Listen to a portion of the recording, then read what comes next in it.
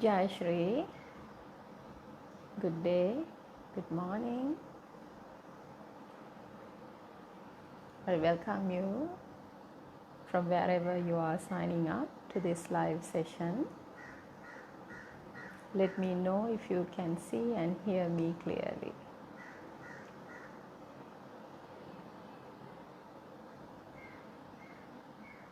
Jai Shri, සුබ දවසක්. සුවපත් වූ සැනසිලිදායක ජීවිතයක් හැම දිනාටම ප්‍රාර්ථනා කරනවා, ආශිර්වාද කරනවා. අදත් අපි එකතු වෙලා ජීවිතය සුවපත් කරගමු.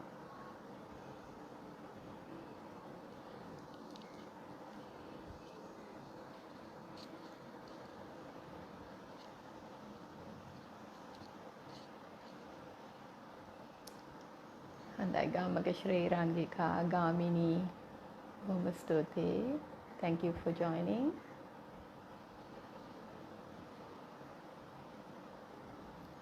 So our intention of the new series of discussions or discourses rather is to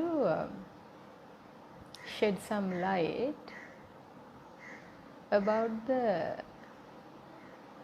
type of experiences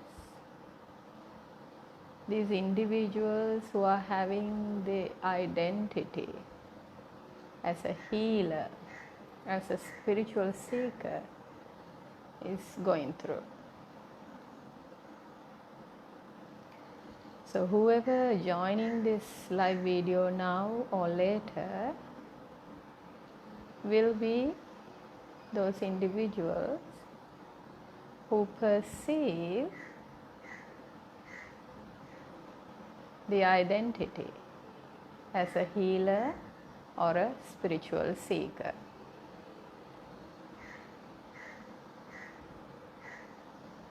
Hello Champa, hello Anuradha, Jai Shri, Jai Shri, Jai Shri, Yahapatakma Veva, Yahapatakma Veva, Yahapatakma Veva. Siyalu Sanasima Veva. May you have the total well-being in your life, total well-being that you are seeking, expecting, desiring. May you have the total well-being you are seeking. Yes.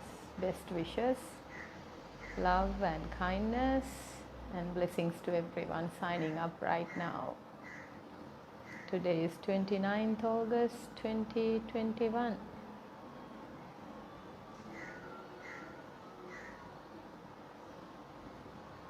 And it's a beautiful day here in Colombo. It's a very, very beautiful day here in Colombo. The sky was gloomy in the morning, but I still went outside to the balcony to have little sunbathing, and the sun appeared.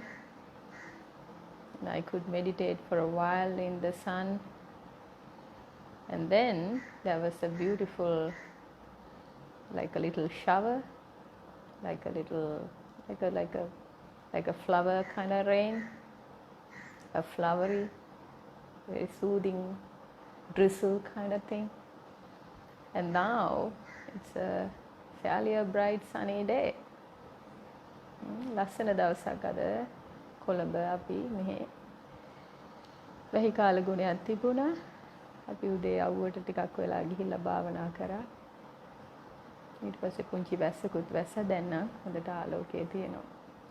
ඉතින් අද දවසේ ආරම්භුන වෙන්නේ මේ ආධ්‍යාත්මික ගමනේ සත්‍ය සොයා යන්නම් කියලා කාණ්ඩයක් ඉන්නවා මේ ලෝකේ. ඕගොල්ලෝ හරි මේ ඔක්කොම දේවල් වෙද්දී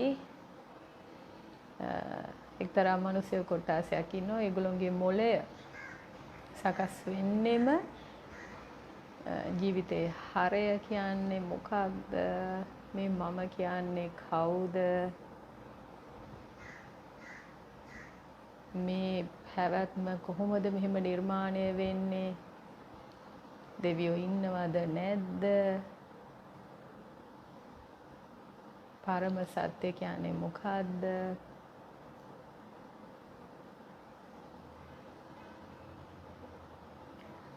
ජීවිතේ මේ මම හොයන සැනසීම මේ තරම් දුරයි කියලා හිතෙන්නේ ඇයි? කොහොමද ඒ සැනසීම කරා යන්නේ? ඇයි ලෝකෙ මේ විදිහට නිර්මාණය වෙලා තියෙන්නේ? වෙනස් විදිහකට නිර්මාණය වෙන්න තිබුණානේ. කොහොමද මේ විෂමතාවයන් පවතින්නේ?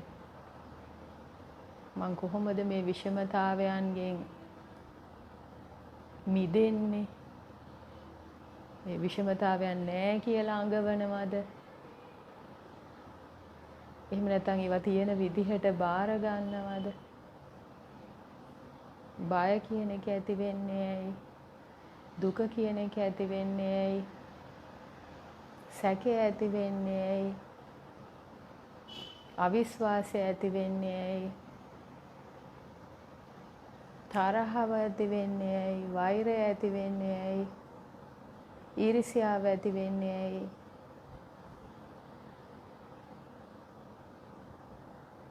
ආදරය ඇති වෙන්නේ ඇයි? ආදරය කියන්නේ මොකක්ද ඇත්තටම? මොකක්ද ඇත්තටම මේ ආදරය කියලා කියන්නේ? මං ආදරය කියන එක දන්නවද?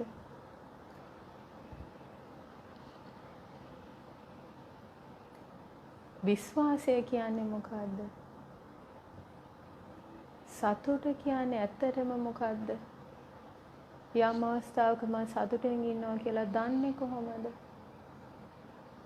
මගේ සතුට නැති වුණා කියලා මම දැනගන්නේ කොහොමද?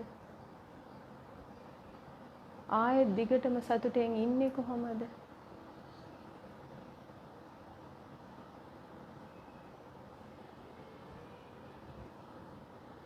කොහොමද මම කියන කෙනා නිර්මාණය වුනේ? මගේ මුල මොකද්ද? මැද මොකද්ද? අග මොකද්ද?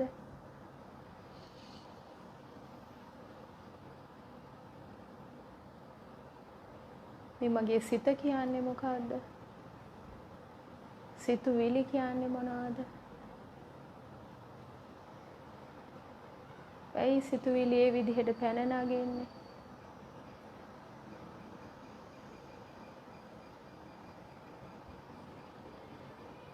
ඒ සිතුවිලි වල ස්වභාවය මොන වගේද?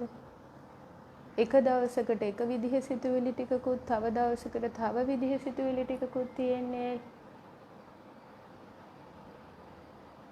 උදේ ඉඳලා හවස වෙනකම්ම බලාගෙන හිටියොත් හිතට එන සිතුවිලි දිහා ටීවී එකක ස්ක්‍රීන් එකක වගේ මේ විවිධ සිතුවිලි එන්නේ ඇයි? ඇයි ඒවා රැඳෙන්නේ නැත්තේ? මම ආසයි කියන සිතුවිලි රැඳෙන්නේ නැහැ. ආස නැති කියන ඒවා එනවා. දැන් ප්‍රශ්න ලිස්ට් එක කියාගෙන ගිය නේද? එන්නේ ඒ වගේ ප්‍රශ්න වලට උත්තර හොයන අයට තමයි සීකර්ස්ලා කියන්නේ. ඇතුළාන්තය හොයනවා. ඇතුළාන්තයේ සිද්ධ වෙන දේ හොයනවා.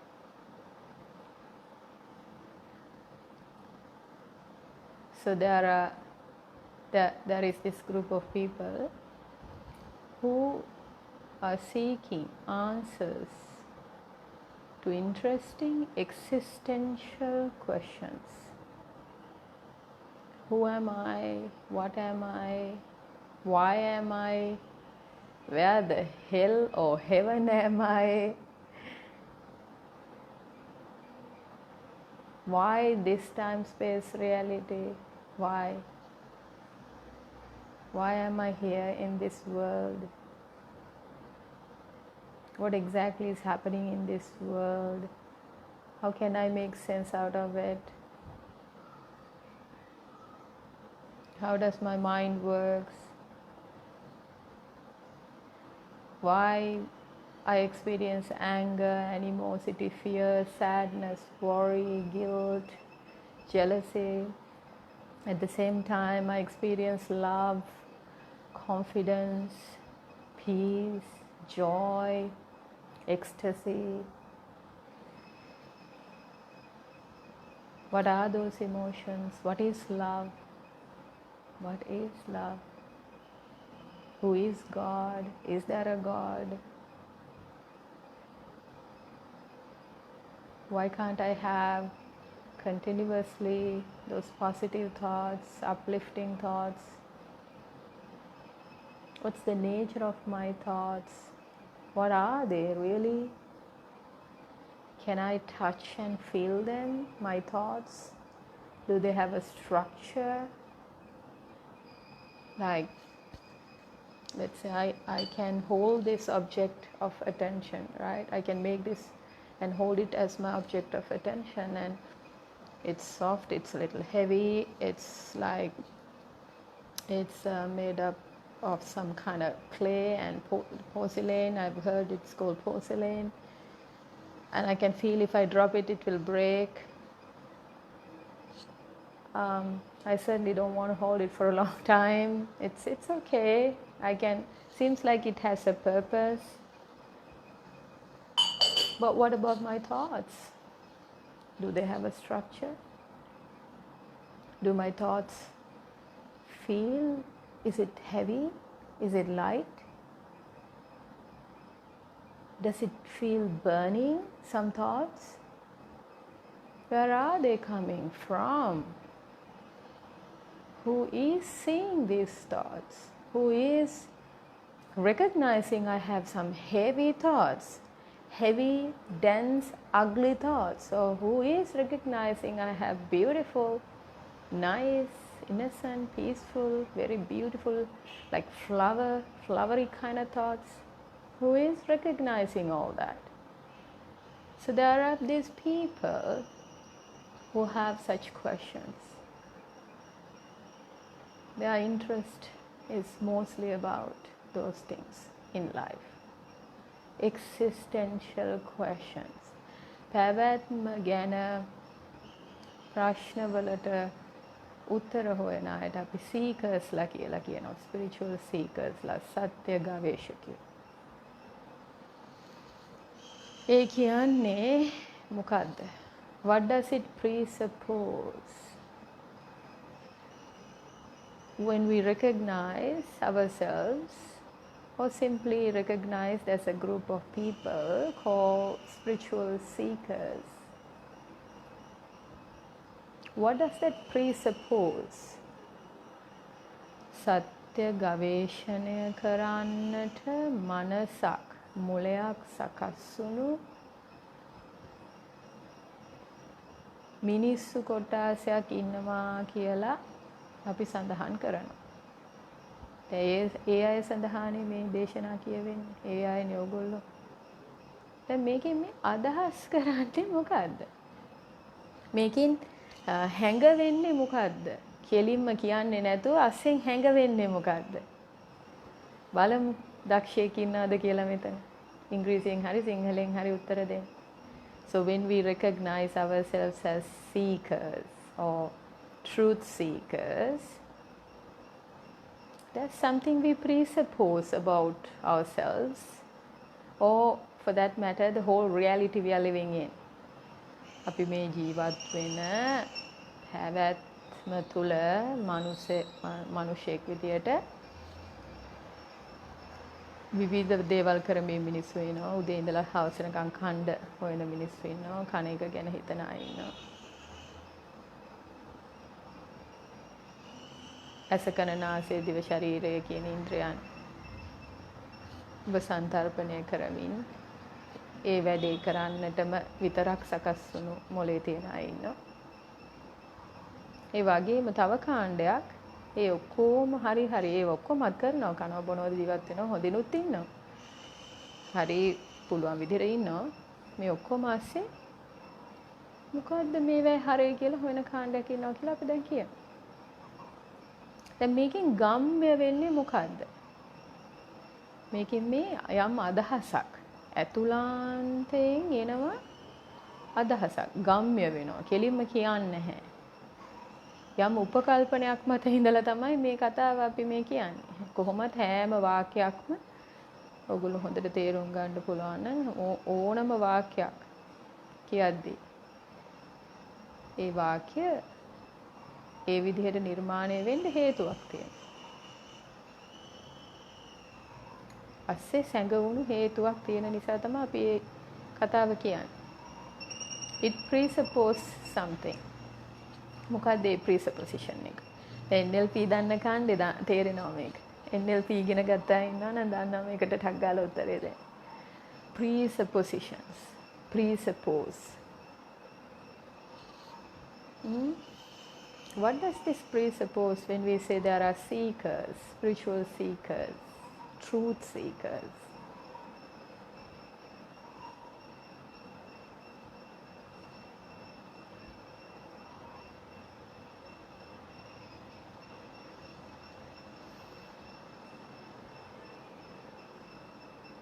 It presupposes that you are already living, whatever you are living now is a lie.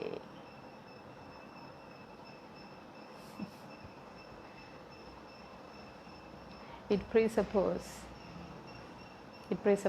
that whatever you know right now about yourself and existence is a lie. It's not the truth. එකෙන් ගම්ම්‍ය වෙන්නේ අදහස් වෙන්නේ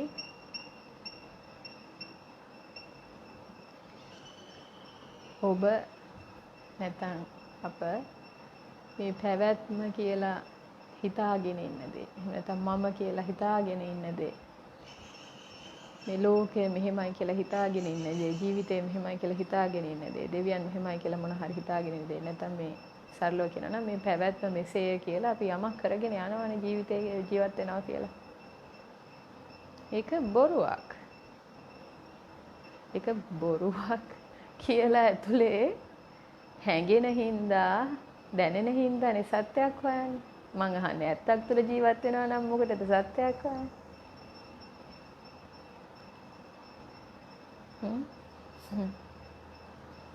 සත්‍ය තුල නම් ජීවත් වෙන්නේ මේ රියැලිටි එක නම් මේ යථාර්ථය මෙසේම නම් මේ ඇහෙන පේන දැනෙන ගඳ සුවඳ රස දැනෙන හිතට දැනෙන යථාර්ථයේ එසේම නම් මොකටද ඒක සත්‍ය නම් ඉතින් ඉන්න ඊටත් ඇහැගෙන කිසි ආයි මං අහන්නේ මුකුත් කරන්න ඕනේ මුකුත්ම කරන්න යන්නේ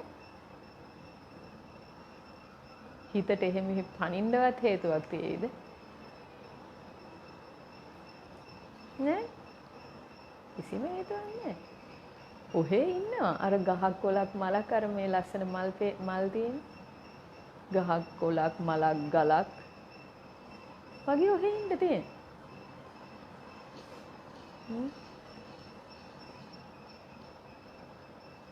හුලං එන පැත්තට වැනෙනවා ඉර එළියට පිපෙනවා වතුර නැති වෙද්දී ඇකිලෙනවා පෙති හැලිලා යනවා ආයෙත් තියෙන පොළවේ සාරය උරාගෙන ආයෙත් මල් පිපෙනවා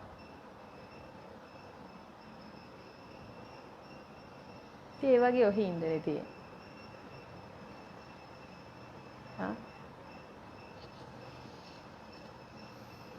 මිනිස් විඥාණයට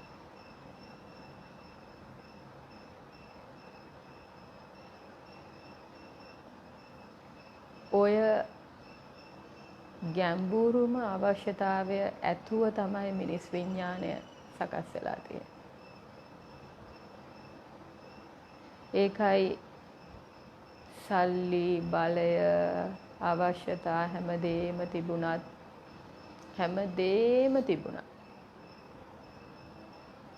ඊටාම නිරෝගී සිරුරක් තිබුණත් ලෙඩ වුණත් දරුවෝ හිටියත් නැතත් ඉගෙනගෙන තිබුණත් නැතත් දන්න ಜಾති ලෝකේ ගොඩාක් දේවල් දැනගත්තත් නැතත් හැම මේ මනුසතාට කවදාවත් තෘප්තිමත් ගතියක් දැනෙන්නේ නැහැ. එයාගේ විඥානය සකස් වෙලාම තියෙන්නේ විකාශනයකට ලක්වීමක වැඩියෙන් යමක් හොයාගන්න. එක කාණ්ඩයක් මේ ඇඟ සිරුර කියන එකට බාහිරව තියෙන දේවල් වැඩියෙන් හොයාගන්න පෙළඹවීමකට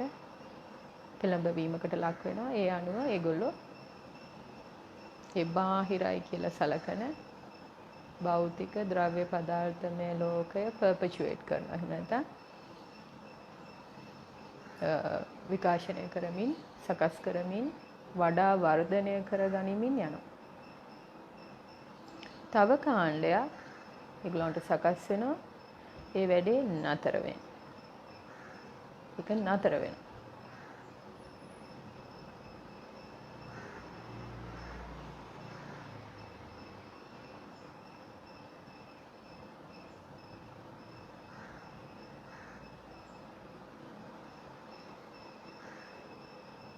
ඒ වැඩේ නතර වෙනවා. ඒ අයගේ මොළය ඊට පස්සේ සකස් වෙන්නේ අභ්‍යන්තරගත වෙලා. අරමුණ අභ්‍යන්තරගත වෙනවා.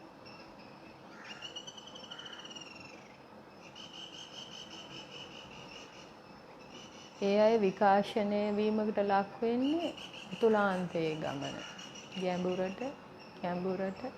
ගැඹුරට යන.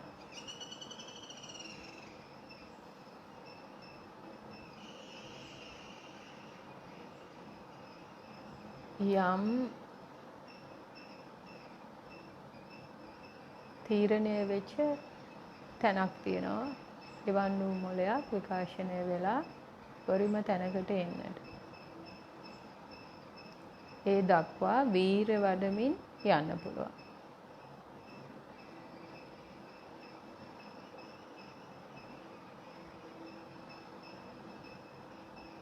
ඒ අය හොයාගන්නේ පැවැත්මේ ස්වභාවය.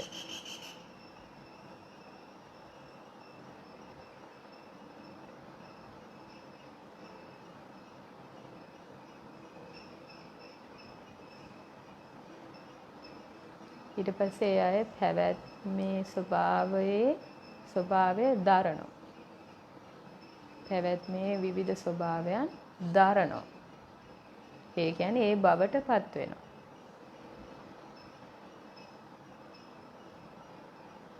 So you become existence.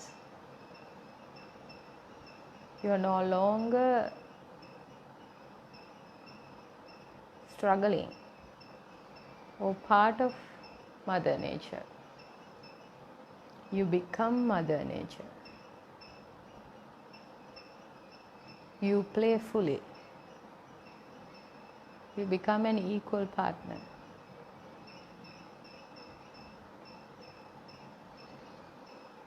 Bit by bit, you become, you embody, that's the word. You embody the qualities of existence.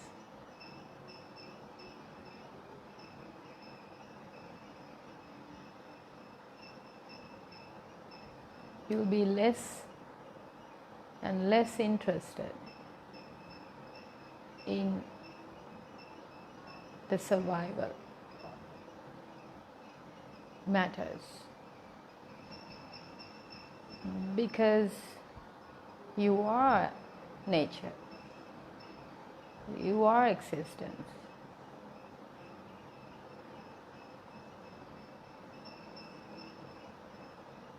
You will begin to feel and become less and less powerful.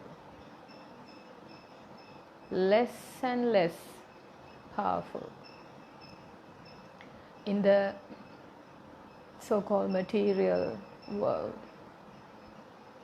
in the society, in the world, in the norms. You will lose your identity to a level you will not know who the hell or heaven you are among people in society. You really will not have an identity to a level that Even if you say I'm not a human being, people will laugh because no one recognizes. The herd or the majority is comfortable with a lie.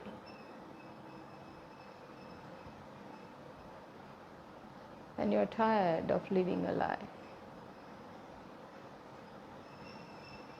You're tired, you're exhausted.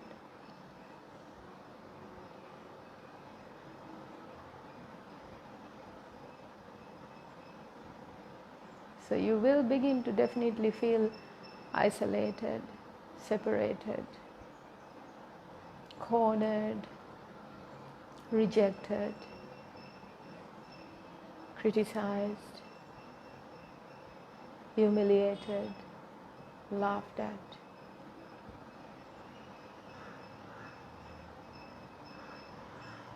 By the majority. It's bound to happen. You got to know that. You got to know that. Your own people will reject you. They will stop relating to you. They think you are mad. And you will feel the same about them.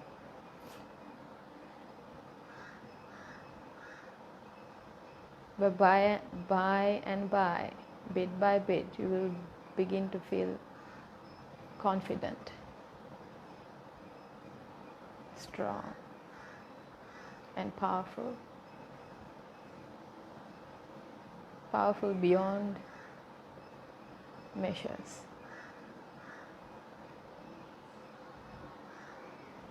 And you will understand you don't need to do anything to become powerful. In the past, you had to do so many things to become powerful. You had to earn money, you had to prove a point, you had to justify, you had to struggle for your spot in the world. Now, bit by bit, you're not struggling at all to become anything to anyone in the world. You will let go of all those struggles. Because you have now begun the journey of being part of existence, the whole existence. You have begun the journey of becoming one with God. No longer separate worshipper to God. Oh God, please have mercy on me kind of thing. You have begun the journey of becoming a Buddha.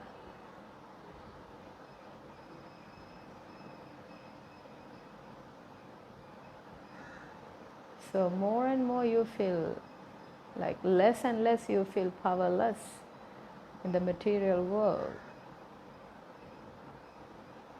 More and more you will be powerful in the whole existence.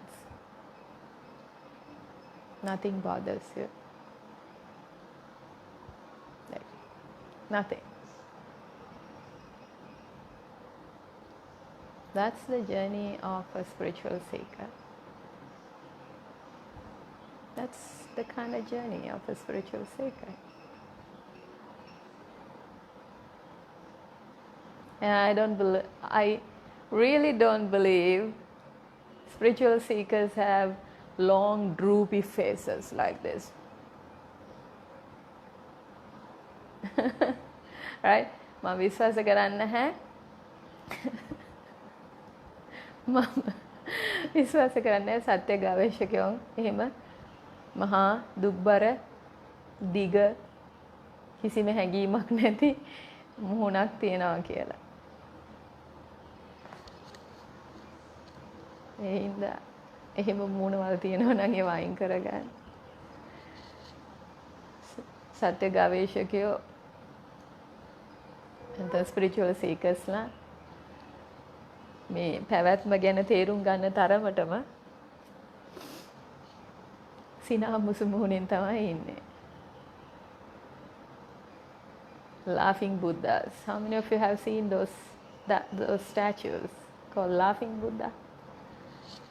In Mahayanic tradition, Buddha is depicted in a different style, right? There's a big belly, like those little babies who have like a full belly, and laughing out with joy and ecstasy.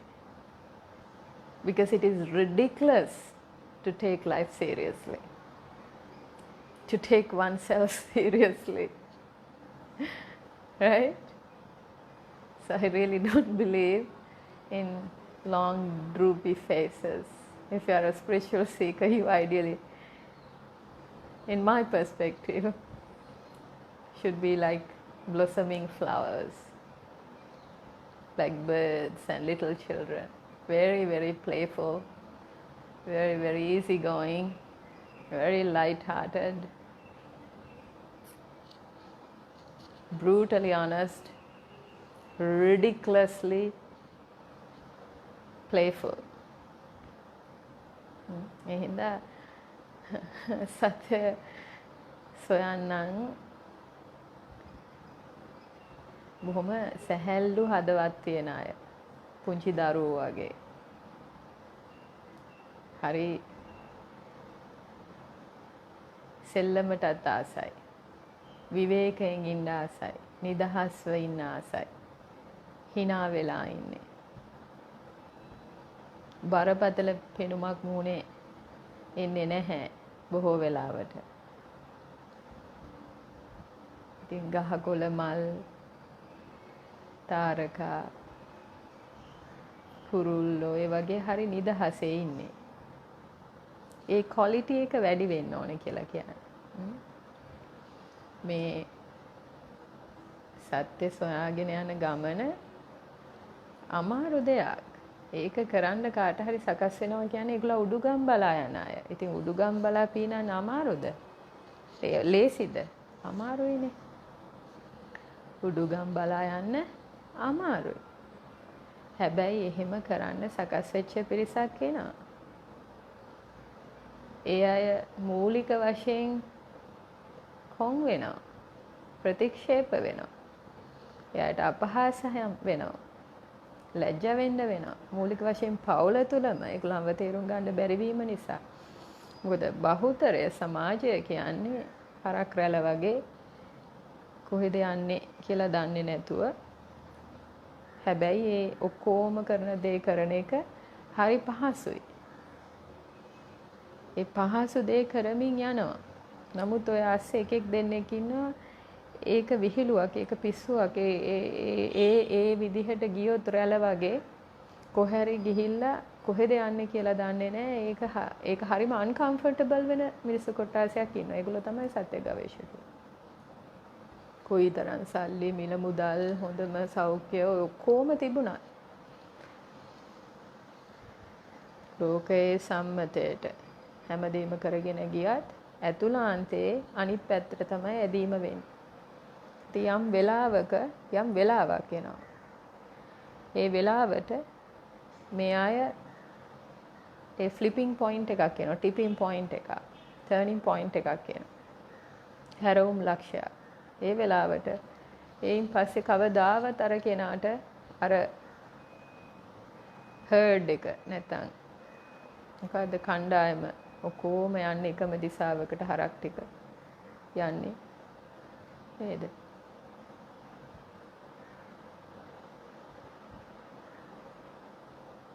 ගුංග්‍රලේ නායකයා විතරයි දන්නේ කොහෙද යන්නේ කියලා. ඉතින් අර සත්තු දන්නේ නැහැ. ඒ වගේ ඒ සමාජයේ හිටියට ඒ අර ටර්නින් පොයින්ට් එක වුණාට පස්සේ කිසිම දවසක මේ ඉන්ද්‍රිය පහෙන් ගෝචර කරගන්න දේවල් අර අතීතයේ විදිහට වෙන්නේ නැහැ. ඒ නිසා ඒගොල්ලෝ කොහොමත් සමූහය යන පැත්තට නෙවෙයි අනිත් පැත්තට යන්න ගන්නවා. ඒක හරි අමාරුයි. ඒකට බොහෝම ප්‍රතිවිරෝධයක් එනවා.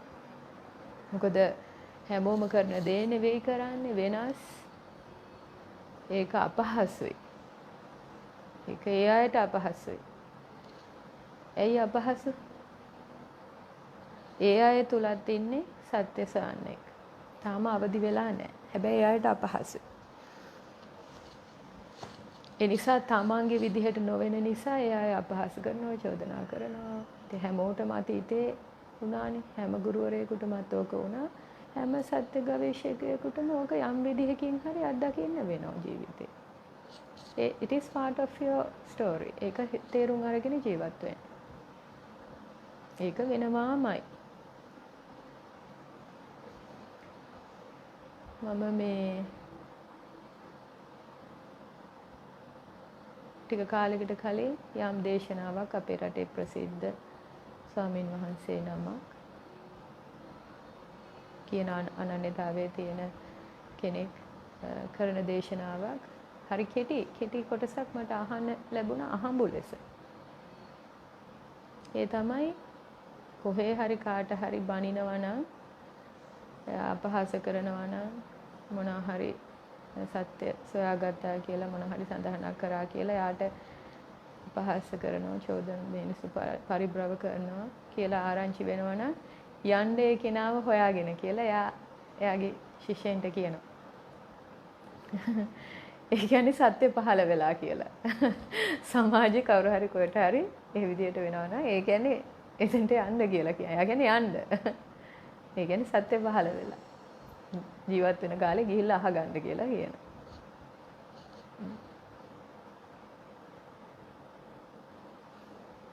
එතකොට ඔය සීක කෙනෙක් ට්‍රුත් සීක කෙනෙක් සත්‍ය ගවේෂකයාගේ ජීවිතේ අත්දැකීමක් ගැන කිව්වේ. ඕගොල්ලන්ට විවිධ විදිහට අත්දකින්න සිද්ධ වෙනවා. ඒක එහෙම වෙද්දි එහෙමයි කියලා මතක තියාගන්න. ඒක එහෙමයි කියලා මතක තියාගන්න. සාමාන්‍යයෙන් ඒ අය පොඩි කාලේ ඉඳලම වෙනස්ම චරිත විදියට තමයි කවුරුත් කතා කරන්නේ. වෙනස්ම අය. ඒක එහෙම තමයි.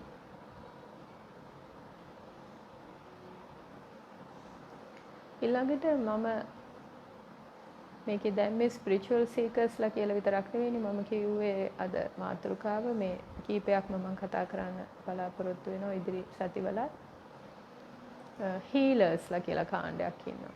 සුවපත් කරන්නෝ කියලා කාණ්ඩයක්. Journey of healers. දැන් ගාමක ශ්‍රී ඊට පස්සේ මෙතන තව කීප දෙනෙක් ඉන්නවා දරුවෝ. දැන් ජයමිනි සමරතුංග පටන් ගත්තේ.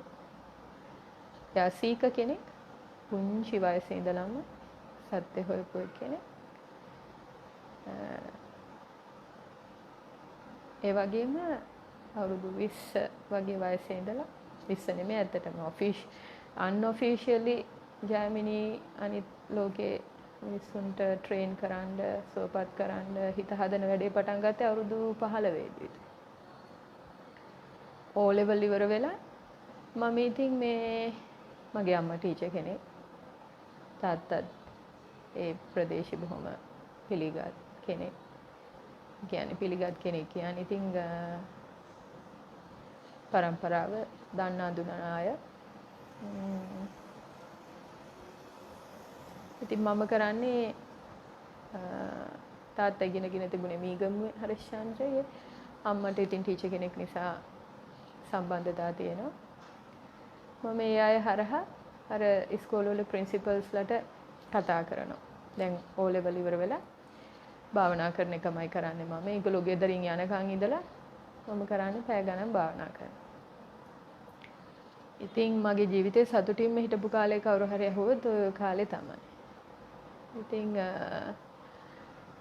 කොහොම හරි ඒ කාලෙදි මට හැබැයි තේරුණා දැන් මම පාඩම් කරන්න ඉගෙන ගන්න බොහොම දක්ෂයිනේ. ඉතින් ළමයි හරියට අපිට මුණ ගැහෙන ළමයි අම්මලාගේ යාළුවන්ගේ ළමයි ඉස්කෝලේ වල ළමයි ඉතින් ඉගෙන ගන්න හරි අමාරුයි විභාග පාස් වෙන්න බයයි. ඉතින් කියන්නේ බය තියෙන විභාග වලට. ඉතින් ඒ වගේ ප්‍රශ්න තියෙනවා කියලා දන්න නිසා මම කරන්නේ මේ අම්මලා හරහා අර පාසල් වල ඉන්න මේ විදුහල්පතිවරු අර ඒගොල්ලොන්ට කතා කරලා මම අතෙන් ලියුම් ලියනවා පර්මිෂන් ගන්න. ගිහිල්ලා මේ ළමයින්ට කතා කරනවා පාඩම් කරන්නේ කොහොමද හිත සකස් කරගන්නේ කොහොමද කියලා දෙනවා. නායකත්ව පුහුණු වැඩසටහන් කරනවා.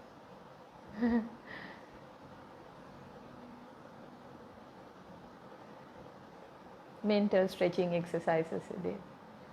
ඉස්සර ඔය ලොකු මං හරි ආදරෙන් ගෞරවයෙන් ඒ නම් සඳහන් කරන්න ඕනේ. බොහොම ආදරෙන් ගෞරවයෙන් සලකන ගුරුවරයෙක් ඉන්නවා අරුණ රාජමන්ත්‍රේ කියලා. මං accountancy ඉගෙන ගත්තේ A level වලට ඒ ගුරුතුමාගෙන්. හැබැයි අර ලොකු mass classes private tuition classes තියෙන. ඉතින්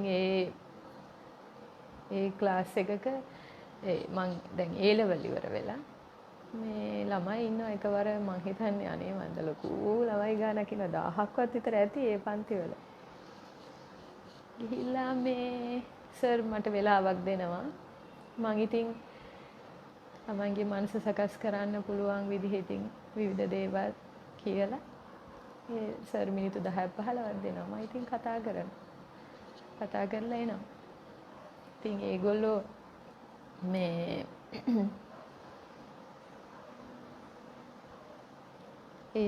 මට අද වගේ මතකයි දැන් සාමාන්‍යයෙන් සර් පන්තියට එද්දිත් කෑ ගහනවා ඉතින් තරුණ ළමයිනේ. දැන් මම කතා කරන වෙලාවල් වල කිසිම හඬක් මට මතක නැහැ.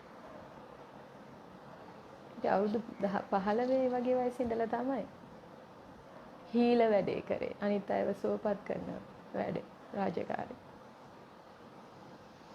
ඉතින් දැන් ඔය ඕගොල්ලෝන්ගෙත් ඉන්නවා රේකි ඉගෙන ගත්ත ළමයි එහෙම ඉන්නවනේ මෙතන. කාට හරි ඒ රේකි ඉගෙන ගන්න කියලා සකස් වෙනවා. ඒ කියන්නේ රේකි කියන්නේ ජපනීස් වචනයක්.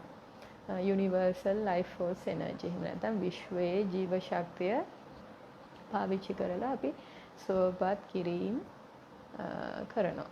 මොනවද මූලිකවම මිනිස්සු පෙළඹෙන්නේ කායික සුවපත් කිරීම. ඒ කියන්නේ සිරුරේ රෝගාබාධ, අවහිරතා, අසනීප තත්ත්වයන්. ජාමිනී එයාගේ කතාව පටන් ගත්තේ මුලින්ම NLP කියන ක්‍රමවේදය මනෝවිද්‍යාත්මක පදනමක් තියෙන දේ. මොලේ වැඩේ ඊට පස්සේ හදවතේ වැඩේ රේකි. ඉතින් රේකි වගේ දෙයක් ඉගෙන ගන්න කවුරු හරි සකස් වෙනවා නම් ඒගොල්ලෝ අනිවාර්යයෙන්ම ඔය හීල ඩෙන්ටිටි. ඒ කියන්නේ ඒගොල්ලන්ට හරිය අවශ්‍යතාවයක් තියෙනවා සුවපත් කරන්න මිනිස්සුන්ව. දැන් ડોක්ටර්ස්ලා එහෙමත් ඉතින් වෙන්නේ හීලර්ස්ලා වෙන අය. දැන් අපේ ඔය වෛද්‍යවරු කීප දෙනෙක් ඉන්නවා රේකි ඉගෙනගෙන.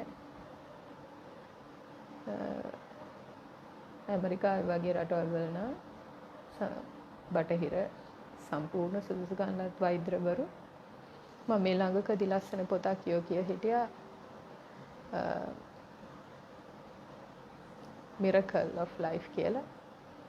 එයා MD වෛද්‍යවරයෙක් සහ එයාගේ පුතා කොහොමද ඒ කියන්නේ ඒ හෘද සාක්ෂ්‍ය ඉහළ වෛද්‍යවරු නේද මේගොල්ලෝ. ඒ කියන්නේ බෙහෙත් දුන්නට මිනිස්සු මෙච්චර බෙහෙත් තියෙනවා මෙච්චර තාක්ෂණය ඉහළයි වෛද්‍ය වෘත්තිය කියන ක්‍රමවේද තාම උසස් දැන් ඉහළ තාක්ෂණ ක්‍රමවේද තියෙද්දි මෙච්චර මිනිස්සු ගොඩක් ස්පිරිතාලවල ඇයි මෙච්චර මිනිස්සු ගොඩක් ලෙඩ වෙන්නේ ඇයි. දැන් එකම මිනිස්සයා රිපෝට්ස් අරගෙන හැම මාසෙකම යනවා දොස්තර කෙනෙක් ගාවට. ඉතින් බෙහෙත් හොඳ වුණා නම් සුව වුණා නම් එහෙම වෙන්නේ කොහොමද? ඒත් එකම එයා සඳහන් කරනවා මිනිස්සු මැරෙන්නේ ලෙඩේ හින්දා නෙවෙයි. ස්පිරිට් එක.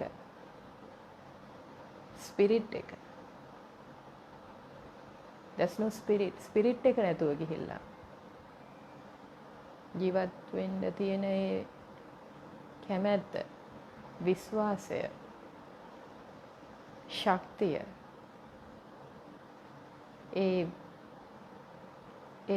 ඒක නැහැ. So he says like there are so many people dying. I've seen so many people dying in their deathbed. And I know as a doctor, they are not supposed to die. They don't have to die. but they die because their spirit is destroyed. They don't have spirit. It's not the body that dies, he says. It's the spirit. I've seen the spirits of people have died way before the body dies. The spirit of people have died way before the body dies. And I thought, it's like, wow, that's so true. And there are another category, there's another category of people. They're supposed to die, right? Officially, scientifically,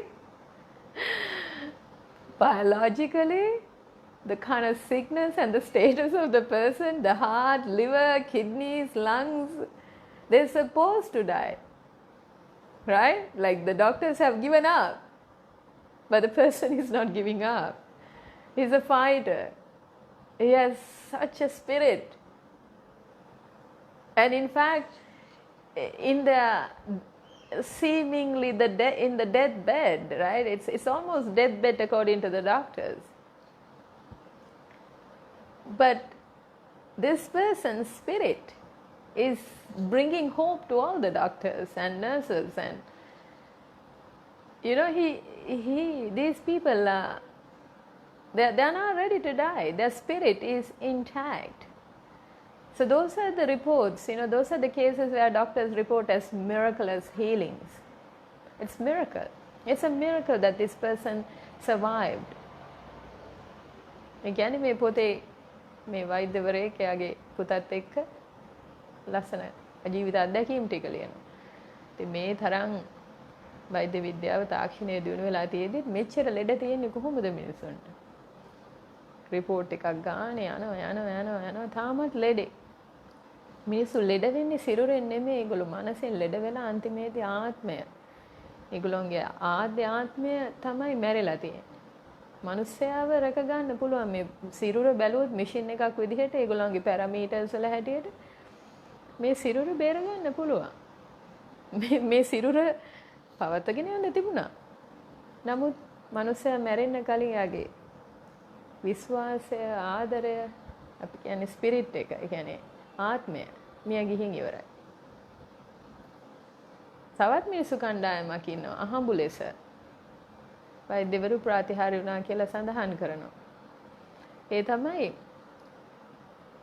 ඒ අයගේ සිරුර වෙන්න ඕන damage ඔක්කොම වෙලා. එක්කෝ අසනීපයක් නැත්නම් එයාගේ පැවැත්ම නිසාම වෙච්ච අවහිරතා සිරුර, අසමතුලිතතා. එහෙම නැත්නම් මොනවා හරි ඇක්සිඩන්ට් එකක් වෙලා. නමුත් ඒ කියන්නේ මෙයාගේ සිරුර පවත්වන්නේ කොහොමද කියලා කියන දොස්තරවරුත් ගිව් අප් කරනවා. ඒගොල්ලෝ කරන්න බෑ කියලා, විශ්වාසයක් නැහැ කියලා. නමුත් මේ පුද්ගලයා ජීවත් වෙනවා. ඒ අය අර ලෙඩ ඇඳේ ඉඳගෙන වෛද්‍යවරු සහ එදියෝ සහ ඒ කාර්ය මණ්ඩලයටත් එයාගේ අර ආත්මයෙන් එන ලස්සන ඒ විශ්වාසය, ඒ බලාපොරොත්තු තුළින් අනිත් අයගේ හිතටත් බලපෑමක් ඇති කරනවා. ඒ නිසා එයාගේ ජීවිතේ විතරක් නෙමෙයි වෙනස් වෙන්නේ, එයා හා බැඳුණු හැමෝගෙම ජීවිත වෙනස් වෙනවා. ඉතින් ඒකයි කියන්නේ ස්පිරිට් එක. මැරිලා තියෙන ස්පිරිට් එක කියලා මේ වෛද්‍යවරයා කියන්නේ. මිනිස්සුන්ගේ මුලින්ම මැරෙන්නේ ස්පිරිට් එක, ඊට පස්සේ ඇඟ. මොකද ස්පිරිට් එක බලවත් කෙනා වීරය වඩලා අලුත්ම යථාර්ථයක් නිර්මාණය කරගන්න. ඉතින් හීලර්ස්ලා කියන කාණ්ඩයක් ඉන්නවා. සුවපත් කරන්න හරි කැමති අය. මේ වැඩසටහන මේ විදිහට නිර්මාණය කරන්න අපේම දරුවෙක් දායක වුණා. එයා දන්නේ නැහැ මේ ගැන. නමුත් එයාගේ අදහස් ප්‍රකාශ කරන දේවල් ඒවා දිහා බලන් හිටියාම මට තේරුණා මේ දරුවට යම් තව උදව් උපකාරයක් කරන්න ඕනේ. හැබැයි එයා ඉන්නවා නම් ඒ කියන්නේ තවත් අය ඉන්නවා. මේ වගේම සිතුවිලි තියෙන මේ තැනම ඉන්න තව දරුවෝ ඉන්න නිසා මම තීරණය කරා මේ වගේ වැඩසටහනක් කරන්න. දැන් හීලර්ස්ලා කියන අය එහෙම නැත්නම් මේ සුවපත් කරන්න හරි ආසයි අනිත් අයව. මේක ඇත්තටම දරුවනේ ෂැඩෝ සෙල්ෆ් එක. ඒකට කියන අපි ෂැඩෝ සෙල්ෆ්.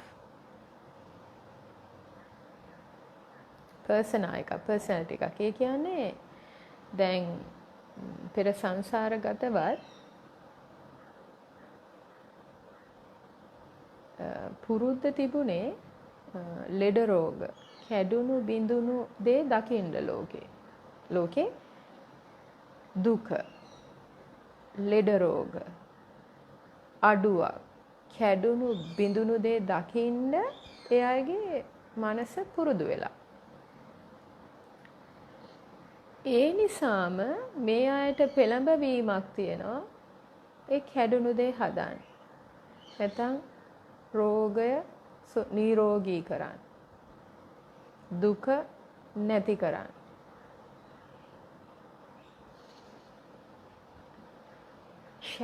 ඒක ෂැඩෝ එකක් හැබැයි. මේක ඇත්තම සෙල්ෆ් එක නෙවෙයි. මේක හරි ලස්සනයි. මේ ඊයේ පෙරේද මගේ ආදරණීය සහෝදරියක් විදිහට ආත්මගත සහෝදරියක් විදිහට සලකන මෙඩිකල් ડોක්ටර් කෙනෙක් ඉන්නවා. එයායි මා එකම සයිකොලොජි පන්තියේ එක ඉගෙන ගත්තා මාස්ටර්ස් කරත් මගේ පන්තියේ නෑ මට පස්සේ ආ මාස්ටර්ස් කරේ සයිකොලොජි. මගේ හරිම සුහද සහෝදරියක් මට හරි කරුණාවයි. සංසාරගත සම්බන්ධතාවයක් ඒක මම දන්නවා. මුණ ගැහුණු දවසේම දන්නවා මගේ විසාක විද්‍යාලයේ කොළඹ අක්කා කෙනෙක්. අපි ඉස්කෝලේ කාලේදී මුණ ගැහිලා කවදාවත් තිබුණේ නැහැ මේ සයිකොලොජි ෆෝරම් එකකදී කොන්ෆරන්ස් එකකදී මුණ ගැහෙන්නේ. ඉතින් යාත් මේ ළඟකදී මාත් එක මේ වැඩි දවසක් නෑ දවස් දෙකකට කලින් කතා කරා. ගොඩාක් ආතතියකින් ඉන්නේ. එහෙම කියලා. එයා ලෙඩුත් බලනවා ජෙනරල් හොස්පිටල් එකේ ඊට අමතරව ආශ්‍රිතකට ඇවිල්ලා සයිකොලොජි පේෂන්ට්ස්ලාත් බලනවා. දැන් මට එයාගේ ආධ්‍යාත්මය අතුලාන්තයේ තේරෙනවා. මොකද මම ওই ගමන ගියානේ. ලෙඩු හොඳ කර කර යන ඒ කියන්නේ මානසික වශයෙන් අසරණීප වුණ අය හොඳ කර කර යන ගමන ගියානේ අපි. ඉතින් එයාට දැන් එයාගේ සිරුර ඉන්න එකත් හරි අපහසුයි. එයාගේ ජීවිතේ බොහොම චැලෙන්ජින් තැනකට ඇවිල්ලා පුදුමාකාර ශක්තියක් දාලා තමයි මේ රාජකාරී කරන්නේ. දරුවෝ 3 දෙනෙකුත් ඉන්නවා. ඉතින් මම තේරුම් කරලා දුන්නා. ප්‍රඥාවන්ත අය හරි ලේසින කෙනෙක්. ඉන්ටෙලිජන්ට් ප්‍රඥාවයි ඉන්ටෙලිජන්ට් දෙකක් තමයි. නමුත් ඒ කියන්නේ බුද්ධිය තියෙන අයට සමහර කරුණු කාරණා තේරුම් කරලා දෙන්න හරි ලේසි. මේ මිනිස්සු හරි විවුර්තයි. ඇත්තටම ලෝකයේ හොඳටම දැනුම අවබෝධය දෙන්න පුළුවන් අය තමයි එඩියුකේටඩ් අය. ඒ හේතුව ඒගොල්ලෝගේ මනසට ගන්න පුළුවන් විවෘතව අලුත් කාරණා. ඉතින් මම යාට කියලා දුන්නේ මේකයි. දැන් මේ ලෙඩ්ඩු රසාවත් එයා තෝරගත්තේ දොස්තර වෘත්තියනේ. ඊට අමතරව මේ මානසික මනෝවිද්‍යාව පැත්තටත් හරිය නැඹුරුවක් තිබුණා. නිවනත් හොයනවා ඒ ඇස්සේ. දැන් නිවනකුත් නැහැ. හොඳටම ડિප්‍රෙස් බන අහනවා කෝටියක්. ඒ වුණාට දැන් නිවනකුත් නැහැ ඉතින්. හරි විවෘතව හැමදේම කියනවා ඉතින් මාත් එක්ක. මම දන්නවා ප්‍රශ්නේ ඉතින්. මට නොදන්න දෙයක් නෙවෙයිනේ. මගේම අපි මං කලිනුත් කියන්නේ ඕගොල්ලෝගේ දේවල් අපිට දන්නේ කොහොමද? ඕගොල්ලෝ අපි වෙන් වෙලානේ අපි ඔක්කොම එකක්.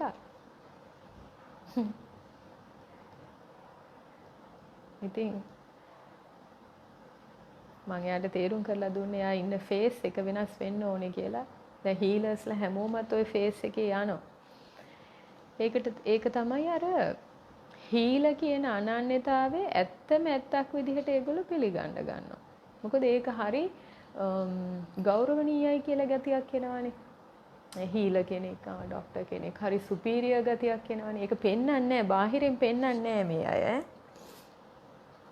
බාහිරින් පෙන්වන්නේ නැහැ එහෙම මේ මාන්නයක්. නමුත් ඇතුලෙන් Taman දන්නවා මම විශේෂයි කියන හැඟීම එනවා. මම විශේෂයි. ඒ කියන්නේ මම කැඩුණු බිඳුණු අය සුවපත් කරනවා කියන විශේෂ හැඟීම එනවා. පොඩි superiority complex එකක් එනවා. දැන් මමත්වය කියන එක මොකද කරන්නේ? ඊගෝ එක මොකද කරන්නේ ඇතුලේ ඉඳගෙන? ඕකම කරන්න සකස් කරනවා. ඇයි අරකින් අර මිනිස්සු අපි කියමු එක්කෝ පින් දෙනවා, එක්කෝ thank you කියනවා. අර හරීම humble එහෙම නැත්නම් හරීම නිහතමානී වගේ ඔළුව නමාගෙන ඉන්න එක තුලම තියෙන දැඩි මාන්නයක්. මම දක්ෂයි, මම ලෙඩ මේ හොඳ කරනවා. මේ මිනිසුන්ගේ කැඩුණු තැන් හදනවා. ඒ කියන්නේ මෙතන මේ මානසික දේවල් ගැනයි විශේෂයෙන්ම කතා කරන්නේ. මේක තව ලොකු කාරණා ටිකක්ත් තියෙනවා. ඒ කියන්නේ භෞතික සිරුරේ ලෙඩ ගැනත් ඔච්චරම තමයි.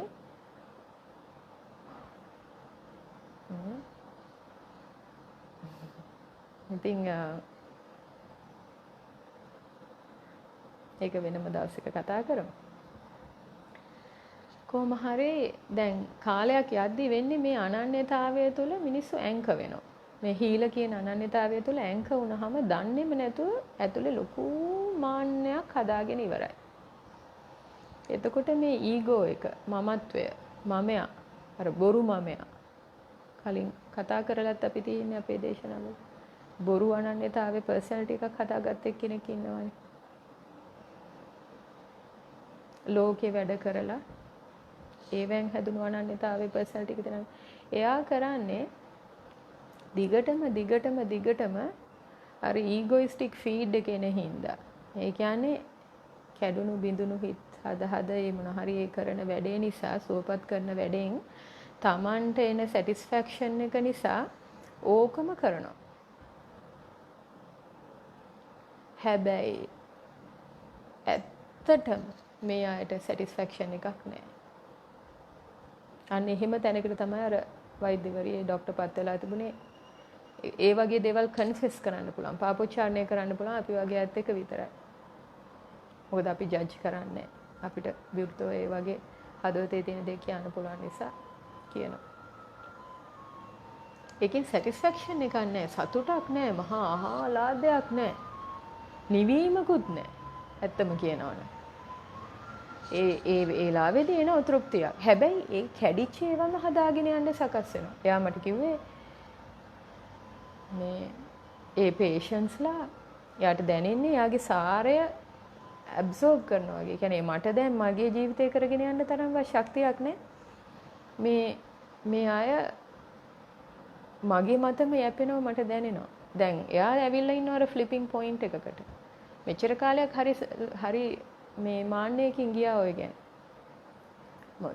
10 දිනක් ආවොත් 9 දිනාම ෆික්ස් කරනවා. so proud. මමත් ඔය ජර්නි එක ගිහින් තියෙනවානේ. හරිද? අන්තිමේදී අපිට අපිවම නැති වෙනවා. ඒකට හේතුව හීල කියන්නේ ෂැඩෝ සෙල්ෆ් එකක්. ඒ කියන්නේ බොරු සෙල්ෆ් එකක්. බොරු මම හදාගත්ත චරිතයක්. ඒ තුල කරලා අන්තිමේදී ඕකත් නතර වෙන තැනක් එනවා.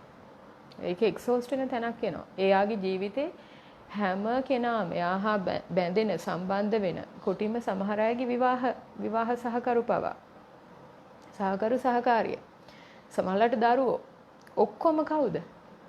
ලෙඩ්ඩු ගොහම ලෙඩ්ඩු broken people. ඇයි එයා ගර්ල්ෆ්‍රෙන්ඩ් කෙනෙක් බොයිෆ්‍රෙන්ඩ් කෙනෙක් ඇට්‍රැක්ට් කරත් යාළුවෙක් ආවත් දැන් ක්ලයන්ට්ස්ලා බිස්නස් එකේ යාගේ ප්‍රොෆෙෂන් එකේ වෘත්තියේ ඒක කමක් නැහැ කියමුකෝ. රස්සාවේ නම ගහලා තියෙනවා. ඉතින් මානසික ලෙඩ තියෙන අය සහ අනිත් අය එනවා කියමුකෝ. නමුත් සාමාන්‍ය ජීවිතේදී ඔක්කොම ආකර්ෂණය කරගන්නේ ලෙඩ්ඩු කියන්නේ කැඩුණු බිඳුණු අය. ඇයි ඒ? අර ෂැඩෝ සෙල්ෆ් එක අස්සේ ඉඳගෙන ක්‍රියාත්මක වෙනවා. ඔක්කොම ආකර්ෂණය කරලා ගන්නවා. දැන් අර අනන්‍යතාවය තව තහවුරු කරගන්න. ඒ අනන්‍යතාවය තව තහවුරු කරගන්න ආකර්ෂණය කරනවා. ඉතින් හරි අමාරුයි හීල කෙනෙක්ගේ ජීවිතය කියලා කියන්නේ. ඒගොල්ලොන්ට තේරෙන්නේ නැහැ අන්තිමේදී ඒක.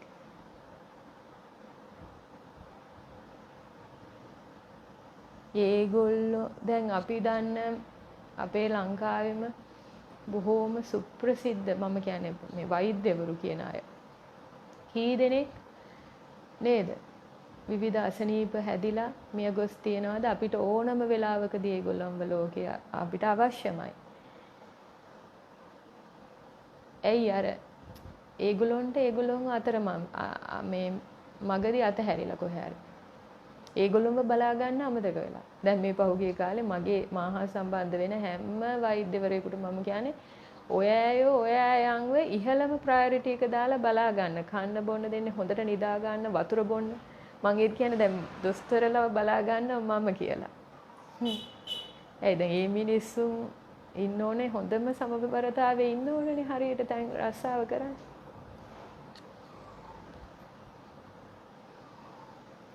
ඒ ඔය අනන්‍යතාවයල් වල හිර වුණාම හරි අමාරුයි. අපි වුණත් එහෙම තමයි. අපේ කතාවෙත් ඕම තමයි. අන්තිමේදී අපි ඒක නතර කරා. පූර්ණ වශයෙන් නතර කරා. ඒ වැඩේ. ලේසි නෑ නතර කරන්න. මට අද වගේ මතකයි. අර මාස 8ක් නිහඬව පැත්තකට වෙලා මාර්ගය වඩනවා කියලාම වෙන් වෙලා ඉන්න කාලෙදී මගේ ශිෂ්‍යයන්ව මම ප්‍රසිද්ධිය announcement එක කරලා ඈඩ් කරා. ඒ කියන්නේ ඒගොල්ලන්ට මාට මොකද උනේ අනේ හරිම ආදරේනේ ඒගොල්ලෝ බැඳෙනවා. ඔය සුවපත් කරාම මිනිස්සුන්ගෙට වෙන්නේ ඒගොල්ලෝ බැඳෙනවා. දැන් ලොකු බැඳීම් හදා ගන්නවා. ණය ගැති මං කියලා වගේව හදා ගන්නවා. අනේ අම්මෝ හරිම භයානකයි. ඇයි අර තමන්ගේ අර සමහර අයගේ ආත්මයම කෑලි කැඩිලා තියෙන. ඉතින් කෑලි කැඩිච්ච ටික අලවලා අර ආත්මය හදලා දෙද්දි නිකන් හිතන්නකෝ තුවාලයක් හොඳ කරනවා වගේ නෙමෙයි. ආත්මය හොඳ කරොත් ඊට පස්සේ මනස සුවපත් කරොත් ඊට පස්සේ එයා අර කෙනත් එක්ක අර ඇබ්බැහිවීම වගේ තමයි. හරිද? මේ පර්සනැලිටි එකත් එක්ක මෙහෙම ඇටච් වෙනවා. හරි අමාරුයි ඔය වැඩේ. ඉතින් ගුරුවරයාටත් අන්තිමේදී අමාරුයි. ඉතින් ගුරුවරයාට මෙහෙම අර කූඩැල්ලෙක් වගේ එල්ලෙනවා මේගොල්ලෝ. මෙහෙම අයින් කරලා දාන්නත් බෑ. දැන් හැබැයි ගුරුවරයා කවදාවත් කිසිම බැඳීමකට ඉඩක් තියන්නේ නැහැ. එයාට වැඩක් නැහැ. එයාට ඕනේ ඒ ශිෂ්‍යයාගේ පූර්ණ වූ ගැලවීම. නමුත් දැන් හීලා ඩෙන්ටිටි එකේ යද්දි හිම වෙන්නේ නැහැ. අර බැඳිලා එල්ලිලා වගේ ඉන්නවා පැටව ටික එල්ලිලා වගේ. ඉතින් ඒ අයට එයාගේ සමතුලිතතාවය පවත්වාගෙන යන්න අමාරු වෙනවා. ඉතින් මේ අද මේ experience of healers and spiritual seekers කියන එකේ මම ඔන්න ඔය ගැනත් කතා කරන්න බලාපොරොත්තු වුණා. healersලා කියන අය ඒ කියන්නේ තමන්ගේ අත් දෙක පාවිච්චි කරලා ශක්තිය යොමු කරලා සුවපත් කරන්න පුළුවන්. එහෙම නැත්නම් වචනයෙන් සුවපත් කරන්න පුළුවන්. දැන් මට මතකයි මම පුංචි කාලේ රේකී ඉගෙනගෙන නැහැනේ. ඒ වුණාට දැන් අපේ අක්කා හැම අසනීප වෙලා මට මතකයි එයාගේ ඊ නංගිගේ කතාව වෙනම මේක. නමුත් ඒගොල්ලෝ අසනීප වුණාම මම බොහොම කරුණා ඒගොල්ලන්ව බලා ගන්නවා. ඉතින් මම බලා ගන්නවා නම් එක දවසයි බලා ගන්න ඕනේ. If I nurse someone sick, I just have to look after them for a day because they're just going to be fine. They will recover so fast. ඒ නිසා මේ සුවපත් කිරීම කියන එක සමහරට Taman තුලම තියෙන ඒ ස්වභාවය. වතුර ටිකක් දුන්නත්, කෑම ටිකක් දුන්නත් අර කෙනාව ලෙඩේ හොඳ වෙලා, සුවපත් වෙලා, හිත හැදිලා. ඒක යන්නේ ශක්තිය. කෑම වල ශක්තිය තියෙනවා. නමුත් ඒ කෑම හදන විදිහ, වතුර ටික දෙන දේ ඒ කෙනාගෙන් එන දෙයක් තියෙනවා. ඉතින් ඔය මේ සුවපත් කිරීම කියන දෙයට සකස් වෙලා කවුරු හරි ඉන්නවනම් හොඳට තේරුම් ගන්න. ඔයාගේ ජීවිතේ වටේ ලෙඩ්ඩු කියන්නේ කායිකව වෙන්න පුළුවන්. නැත්නම් අර අසමතුලිතතාවය තියෙන අය ඔබ ආකර්ෂණය කරගන්න සිහියෙන් ඉන්න වෙනවා. නැත්නම් ඕගොල්ලෝ දන්නේම නැතුව අර අසමතුලිතතාව වලට වැටි යනවා. මම කියන්නේ ඒක වෙනස් වෙන්න ගන්නවා යම් තැනකදී තමන් සිහියෙන් ඉන්න. දැන් මේවා දන්නවනේ. When you know better, you can do better. තව කෙටි කාරණාවක් සඳහන් කරලා අපි වැඩසටහන අදට ඉවර කරමු. දැන් healersලා නැත්නම් ස්පිරිචුවල් සීකර්ස්ලා නැත්නම් සත්‍ය ගවේෂකයෝ ඉන්නේ බොරුවක් තියනවා කියලා දන්න හින්දා ඇතුළාන්තයෙන්. ඒ නිසා සත්‍ය හොයනවා. බොරුව තුල ඉන්නම බෑ ඒගොල්ලන්ට. හරි අමාරුයි. අන්තිමේදී ඔක්කොම අතහැරලා ගහලා දාලා යනවා. විරුද්ධවම යනවා. ප්‍රතිවිරෝධව යනවා සමාජයට යන්නේ ඔපොසිට් යන්නේ. උඩුගම් බලා යනවා. ඒක වෙන්න පටන් ගත්තට පස්සේ ඔටෝ යන්නේ. බෞද්ධ දර්ශනය කතා කරන අපි කියන සෝවාන් කියන තැන එතනට සෙට් වුණාට පස්සේ it is automatic. brain එක permanent faith එකකට ආවට පස්සේ it is on autopilot. මුකුත් කරන්න දෙයක් නැහැ කෙනාට. ඔටෝ යනවා අන්තිමටම පූර්ණ වශයෙන් නිවීම කියන වැඩේ වෙනකම්. අර effort දාලා මමෙක් ඉඳගෙන කරන වැඩේ කරන්නේ අර එතෙන්ට එනකන් තමයි. ඊට පස්සේ brain එක සකස් වෙන්නේ නැහැ කවදාවත් සංසාර කතාව හදාගෙන යන්නේ. ඒගොල්ලෝ යන්නේ අනිත් පැත්තට. අර මහන්සි වෙනවා කියලා කොහොම දාන මාන පිංකම් ඔය දන්න જાති ඔක්කොම කරන්න තියෙන්නේ අතෙන්ට එනකන් විතරයි. ඔටෝ යන්න ගත්තට පස්සේ ඒක දන්නවා. ඉතින් අර මේ දේශනාවේ මුලින් සඳහන් කරේ තර සබාධමි කොටසක් වෙනවා කියලා you become one with existence කියලා. so same thing right. දැන් තේරුම් ගන්න මේ කාණ්ඩ දෙකම healers and spiritual seekers කියන වර්ග දෙකම both these categories seekers and spiritual seekers and healers කියන අය both these categories right they fundamentally see life or existence as something broken. It's a lie, it's a delusion, this is not right, this is incorrect, there's suffering, so much of suffering, I have to fix it කියලා අදහසක් එනවා. එහෙම නැත්නම් මේ කාණ්ඩ දෙකටම ඒ ඇතුළාන්තයෙන් එන පෙළඹවීම තමයි කොහරි දුක දකිනවා. දුකම දකින එක වැඩි. අඩුවක්ම දකිනවා, ગેප් එකක්ම දකිනවා, ෆිල් කරන්න ગેප් එකක්, සුවපත් කරන්න කෙනෙක්ම හොයා ගන්නවා. ඒගොල්ලන්ගේ මොලේ හැදිලාම තියෙන මේ විදිහට. දැන් තේරුම් ගන්න ඕනේ. මේ විදිහට ගියාම මේ පුරුද්ද නිසා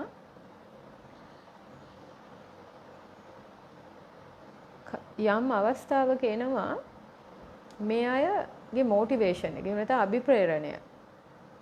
So they are essentially seeking a gap in the world. Or they are seeing so much of suffering in the world. Something's not right. Right? They are so eager to figure it out.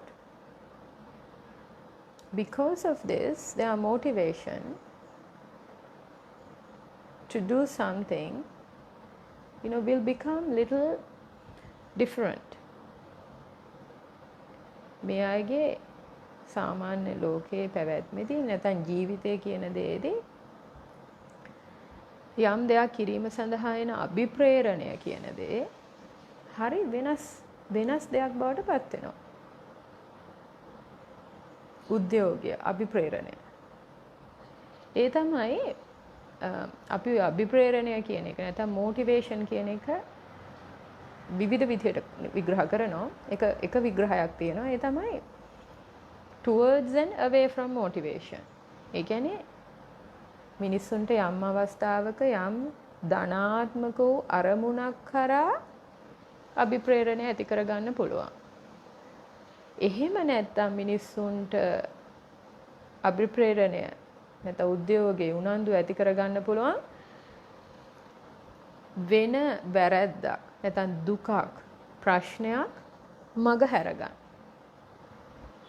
So people are that there is one type of explanation about motivation. It's called towards and away from motivation. So towards motivation is you are geared towards taking action towards a specific positive outcome. On the other hand, people can get motivated to stay away from pain and suffering, to avoid a certain painful consequence. So every action, every behavior, all this is also having enough energy, but it's all taken towards staying away from pain and suffering, protecting. So just like, take this example, in a jungle, cheetah is running after a deer. Cheetah is running after a deer. දැන් කැලේක කොටියෙක් මුවෙක් පස්සේ යනවා. දැන් මුවක් දුවනවා කොටියක් දුවනවානේ. දෙන්නට අභිප්‍රේරණයක් තියෙනවානේ දුවන්න. නේ දෙන්නම දුවනවා. කොටියක් දුවනවා මුවක් දුවනවා. සමහරවිට මුවා දිනනවා. මුවා දුවලා බේරෙනවා. කොටියා හැම වෙලෙම දිනන්නේ කොච්චර දක්ෂ වුණත්. නමුත් කොටියක් දුවනවා මුවක් දුවනවා. දැන් හැබැයි දුවන රීසන් අර කකුලට හයිය ඇවිල්ලා හાર્ට් බීට් එක වැඩි වෙලා දුවන හේතුව වෙනස් දෙකක්. එක්කෙනෙක් දුවන්නේ ජීවිතේ පණ බේර ගන්න. අනිත් එක දුවන්නේ කොහොම හරි තමන්ගේ ආහාරය හදා ගන්න. පණ බේර ගන්න නෙවෙයි. පණ බේර ගන්න තමයි කෑම අන්තිමේදී. නමුත් ඒ අවස්ථාවේ අර දුවන් දෙන ශක්තිය නේ ඒක වෙනස්. ඉතින් ඒ වගේ හීලර්ස්ලා කියන අය ස්පිරිචුවල් සීකර්ස්ලටත් ඕක වෙනවා. මේ අය මූලිකවම ලෝකය දකින්නේ වෙනස් විදියක නිසා ජීවිතේ එක කාලයක් එනවා මොටිවේෂන්. ඒ කියන්නේ උද්‍යෝගයෙන් ජීවත් වෙන්න අවශ්‍යයිනේ. යම් දේවල් කරලා ජීවිතේ කියන එක යනවනේ. හැබැයි අර ඇතුළාන්තයෙන් එන පෙළඹවීම් ගත්තොත් බොහෝ දෙනා away from motivation කියන කැටගරි එකේ වැඩ කරනවා. ඒ කියන්නේ මොන හරි දුකවල් වලින් මිදෙන්න.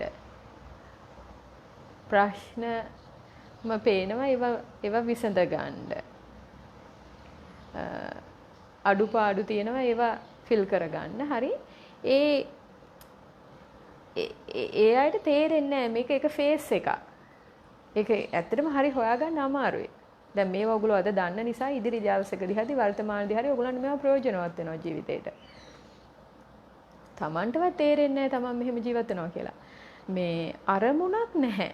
අර ධනාත්මක වූ ඉදිරිය ගැන දර්ශනයක් යම් අරමුණක් එහෙම එකකට නෙවෙයි අභිප්‍රේරණය දෙන්නේ. away from motivation එකකින් තමයි වැඩ කරන්නේ. fix කරන්න දේවල්. fix කරන්නම හම්බ වෙනවා.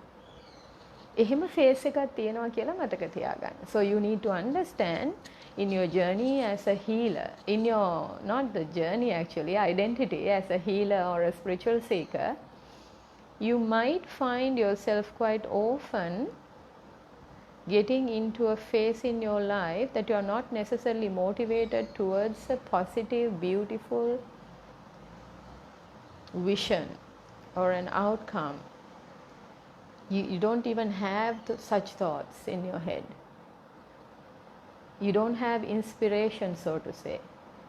But you are mostly driven to continuously heal and fix wounds.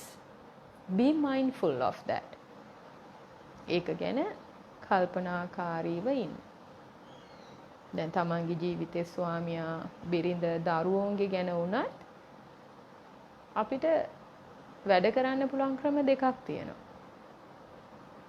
පළවෙනි එක හීලර්ස්ලා ගොඩක් වෙලාවට අරගොල්ලොන් අර තුවාලකාරයෝ විදිහටමයි දකින්නේ. මොන හරි අපි කියමු ප්‍රශ්නයක් ගැන කතා කරනවා කියලා. මේ අය හැම වෙලෙම දකින්නේ මේ තුවාලකාරයෙක් ඉතින් තුවාලේ හොඳ කරන්න ඕන කියලා පෙළඹවීමක් එනවා. එතකොට අර අයට අර මේ නර්ස් කෙනෙක් ඉඳගෙන බෙහෙත් දානවා වගේ රිලේෂන්ෂිප් එකක් හදා ගන්න. දැන් ඕක ගැන සිහි කල්පනාව හදා ගන්න ඕනේ. මොකද ඒක නෙමෙයි සමහරට අනිත් කෙනා බලාපොරොත්තු වෙන දේ. එතන හැමදාම බෙහෙත් හොය බෙහෙත් දදා ඉන්නවා. දැන් ඔතනින් එහාට ගිය තැනක් තියෙනවා කියලා කියන්නේ. අද ඒ පණිවිඩය දීලා මම වැඩසටහන ඉවර කරන්නම්. ඒ තමයි දැන් දරුවෝ ස්වාමියා ආදරය කරන හිතවත්තු හරි ඔබ හීල කෙනෙක් සුවපත් කරන කෙනෙක් ගැන අනතාවේ වැඩ කරනවා නම් ඒ අය ආව කියමුකෝ මේ ඒගොල්ලන්ගේ ප්‍රශ්න දුක් ගැනවිලි ඕවා ගැන කිය දැන්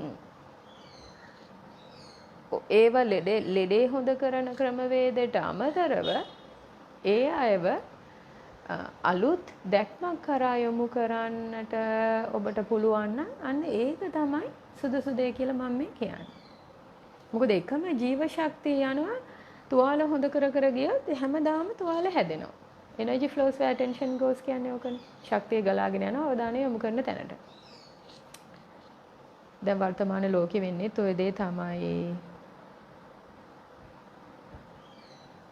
අවධානය වැඩි වෙන තරමට, බය වෙන තරමට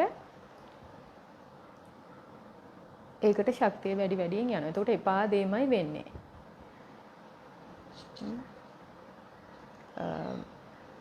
ඒ නිසා මේ හැමදේ තුලින්ම මේ අඳුර තුලින් එහෙම නැත්නම් අර මේ ඔක්කොම පේන්නේ නැහැ නිකන් බ්ලරි වෙලා විෂන් එක බ්ලරි වෙලා දැක්ම අවහිර වෙලා තියෙද්දි ඒ තුලින් හොඳට ફોકસ කරොත් Tamanට සුවිශේෂී දැක්මක් නිර්මාණය කරගන්න පුළුවන්. ඒකට අපි කියන inspiration කියලා. So what you have to do ideally as a spiritual seeker or a healer is to become aware that you are trying to fix and heal wounds of yourself and others, and there won't be any limit to that, right? That you will continuously will have to do the same thing at the expense of your own truth and yourself. So you have to be very mindful of that and inspire yourself towards a vision, because anything is possible in life. I repeat to you, anything is possible.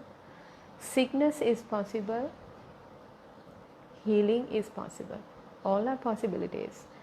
We are living on a spectrum. Both sides are possible and the middle is also possible. Then Gamini මෙතන කිව්වේ සමබරතාවෙන් absolutely. Both are possible. But coming to the middle is also possible. It's all possibility. මේ එක කොනක ඉඳලා මේ කොනකට යද්දි හැම තැනම තියෙන possibility එක. ඉතින් අන්තයකට හවු වුණොත් ඒක බර වැඩි වෙනවා. ඒකේ බර වැඩි වෙද්දි එක තැනකදී කොහොමත් අනිත් පැත්තට අපිව ෆ්ලිප් වෙලා යනවා. ඊට පස්සේ ඒකත් අන්තයක් වෙනවා. කොහොමත් මැද්දට එන්න වෙනවා. ඉතින් ඒ නිසා පළවෙනිම දේ තමයි spiritual seekersලා healersලාට මම කියන්නේ සෝපත් කරන්නට සකස් වුණු අයට, සත්‍ය ගවේෂකයන්ට කැඩුණු බිඳුණු දුක හරි ඒක හරි ඒක එහෙම තමයි. ඒ සඳහාම තමන්ගේ කායික මානසික ශක්තිය වැය කරමින් ඒක විසඳන්න හදනව වෙනුවට යම් වීරයක් වඩන්නට අවශ්‍යයි.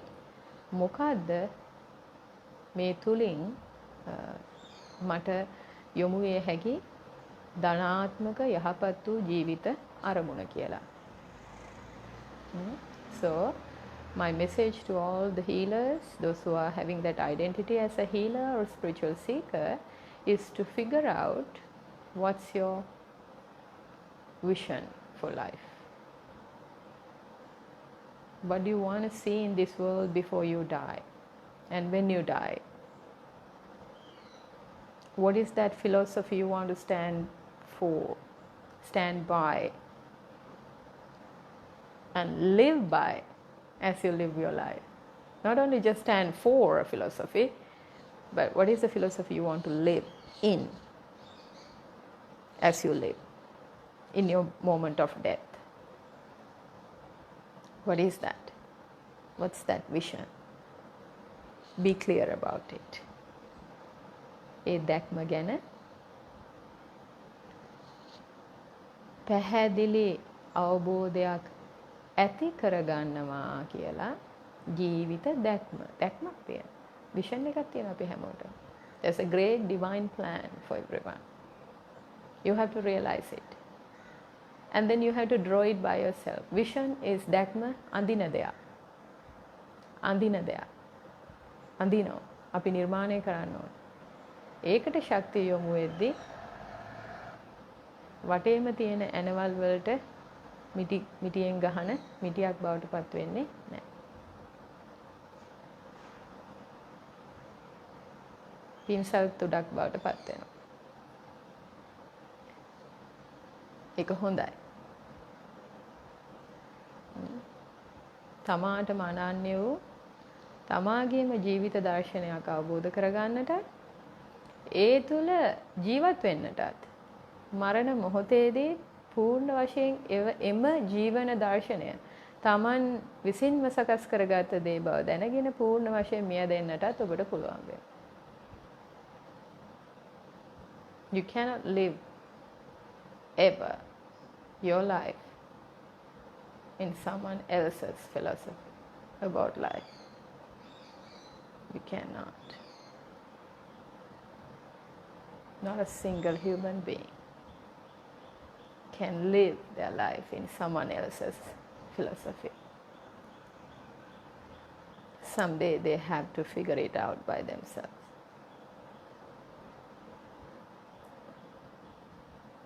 So in that place, you're no longer a healer or a spiritual seeker. You are the truth. You are the truth. ඔබමයි සත්‍යය. සත්‍ය සොයන්න සෙවීම සත්‍ය එකක් වෙනවා. ඒ සත්‍ය තුල ඉඳගෙන ඒ සත්‍ය තුලම මැරෙන්න පුළුවන්. ඒකටයි වීරය වඩන්න ඕන. පැහැදිලි? එහෙනම් අපි ඉදිරි සතිවලත් මේ මාතෘකාව ඔස්සේ කතා කරමු. ඔයගලන්ට අහන්න තියෙන ප්‍රශ්න දැනගන්න තියෙන දේවල් පණිවිඩයක් විදිහට මෙසේජ් එකක් විදිහට එවලා තියන්න පුළුවන්. අපි කෙටි භාවනාවක් කරලා අද වැඩසටහන සමාප්ත කරමු.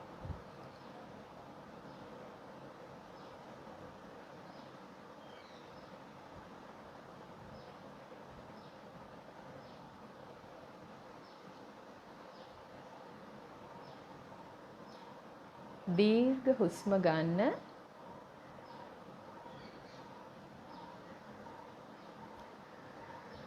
දීර්ඝව හුස්ම පිට කරන්න. Breathe in deeply and breathe out much longer. So your out breath is longer than your in breath.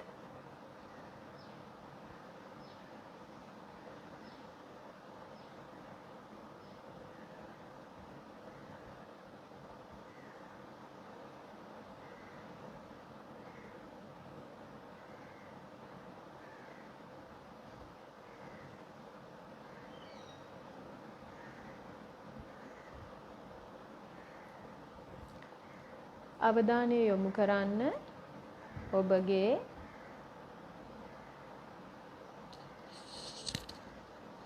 උදර කුහරය පටන් ගන්න තැන තියෙන්නේ. ඊළෑට කූඩුවට පහළින් නාභියට ඉහළින්. So pay attention to the point just below your rib cage and few inches above your navel center. And you bring your left hand, the finger points of your left hand, mostly the 4 fingers except the thumb, වම් අතේ ඇඟිලි 4 මාපට ඇඟිල්ල හැර අනිත් ඇඟිලි 4 ඒ නාභියට අඟල් කිහිපයක් ඉහළින් ඊළාට කූඩුව ඉවර වෙන තැන උදර කුහරය පටන් ගන්න වගේ තැන. එතෙන්ට සැහැල්ලුවෙන් මෙහෙම ඇඟිලි ටික තිබ්බහම අවධානය එතෙන්ට යනවා. හොඳට සිනාමුසු මුහුණක් හදාගන්න හැමදෙනාම. No long droopy faces, no serious faces. Have a smiling, relaxed face. Relax your facial muscles. And have a beautiful smile on your face, like a beautiful flower. Remember your childhood. Smile like a baby. So bring your finger points to that place. Your so-called, we call it solar plexus. මේ යෝග අභ්‍යාස කරන අය දන්නවා. මෙතන චක්‍ර එකක් තියෙනවා කියලා සඳහන් වෙනවා.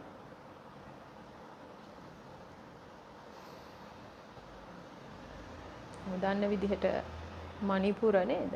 මණිපුර නැත්නම් solar plexus. එතකොට ඇඟිලි ටික පහසුවෙන් තියලා සැහැල්ලුවෙන් සිනාමුසු මුහුණෙන් තියා ඉන්න. හොඳට සැහැල්ලුවෙන් හිනාමුසු මුහුණ හදාගත්ත ගමන් මොළයට පණිවිඩය යන්නේ, ඒ වගේම සිරුරට පණිවිඩය යන්නේ මං ආරක්ෂාකාරී කියලා. ඒතර වර්තමානයේත් ඕගොල්ලෝ පාරට බැස්සත් එළියට මොන හරි දෙයකට ගියත් මොන දේ කරත් අසනීප ගතියක් අර මෙහෙ තියෙනවා වුණත් හැම වෙලේම සිනාමුසු මුහුණෙන් ඉන්න ප්‍රගුණ කරන්න එක හිතාමතාම එම hina වෙද්දී දීර්ඝව හුස්ම ගද්දී hina වෙද්දී මොලේ මේක ගන්නෙ. එහෙම නැත්නම් ඔබගේ යටේ හිත කියමු සිරුර මේක ගන්නෙ ඔබ ආරක්ෂාකාරී කියන හැඟීම. ඒක තමයි ප්‍රධානම දේ ඕනම ලෙඩක් සුවපත් කරගන්නටත් ඒ වගේම ඕනම අභියෝගකාරී අවස්ථාවකට මුහුණ දෙන්නටත් අපි ස්ට්‍රෙස් වෙලා ප්‍රෙෂර් වෙලා හරියන්නේ නැහැ. සැහැල්ලු වෙන්න ඕනේ. සැහැල්ලු වෙනවා කියන එක හිතලා කරා ගන්නත් බැරි හින්දා පළවෙනිම දේ දීර්ඝව හුස්ම ගන්නවා. ඊට පස්සේ hina වෙලා ඉන්නවා. say cheese කියාගෙන ඉන්නවා. ඉතින් ඒක පුරුදු වෙන්න. හැම වෙලේම නිරතුරුව ලස්සන hina යන දේවල්ම බලන්න ටීවී එක බැලුවත් නිවුස් බැලීම නතර කරන්න කියලා තමයි අපි යෝජනා කරන්නේ.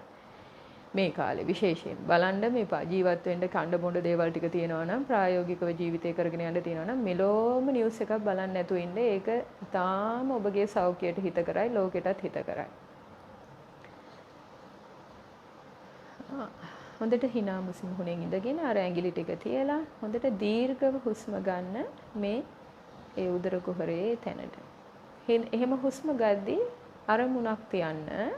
අරමුණක් තිබීම අවශ්‍යයි. ඒ තමයි මගේ ජීවිත දැක්ම සත්‍ය ගවේෂකයෙක් විදිහට සුවපත් කරන්නට මම කැමති. ඒ සුවපත් කරුවෙක් කරන්නට යමු වුණු කෙනෙක් විදිහට නිවන සොයන්නෙක්, දෙවියන් සොයන්නෙක්, සත්‍ය සොයන්නෙක් විදිහට මට ජීවිතේ මං මේ මිනිස් ස්වභාවය අරගන්නට මූලික වුණු ඒ හැබෑම අරමුණ දැක්ම මගේ ජීවිත දැක්ම පැහැදිලි වේවා කියන අදිෂ්ඨානයෙන් එවන් වූ අරමුණක් ඇතුව දැන් මම මේ වචන ටික කිව්වනේ ඒක දැන් ඕගොල්ලන්ගේ හිතවල තියෙනවා. So you have to set an intention. The intention of this brief meditative practice is to bring clarity about your vision, the big purpose of your life, your ultimate divine mission on earth, to be clear about it. Okay, so with that intention, keep your left hand, those fingers comfortably on your solar plexus, few inches above your navel center and the point just below your rib cage. Breathe deeply into this place for 7 times with that intention, with a beautiful smile on your face. මූණේ ලස්සන හිනාවක් තියාගෙන 7 සැරයක් දීර්ඝව සැහැල්ලුවෙන් හුස්ම ගන්න.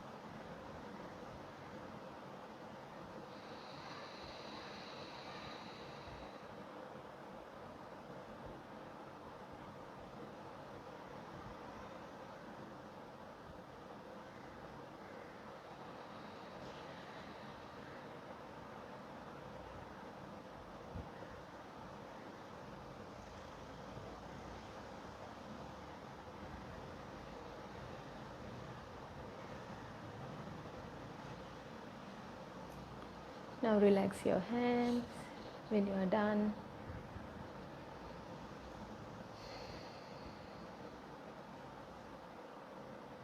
Come back to now, feeling refreshed, rejuvenated and fully alert.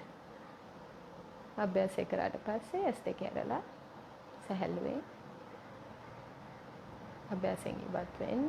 මේ අරමුණෙන් දවස ගත කරන්න, මේ අවබෝධයෙන් දවස ගත කරන්න. අපි නැවතත් දවසක ආදරෙන්, විශ්වාසයෙන්, කරුණාවෙන්, යාළුකමින් මුණ ගැසෙමු.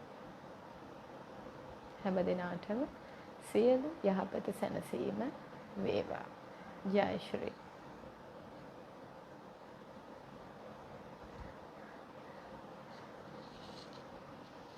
Okay, may you have total well-being in your life.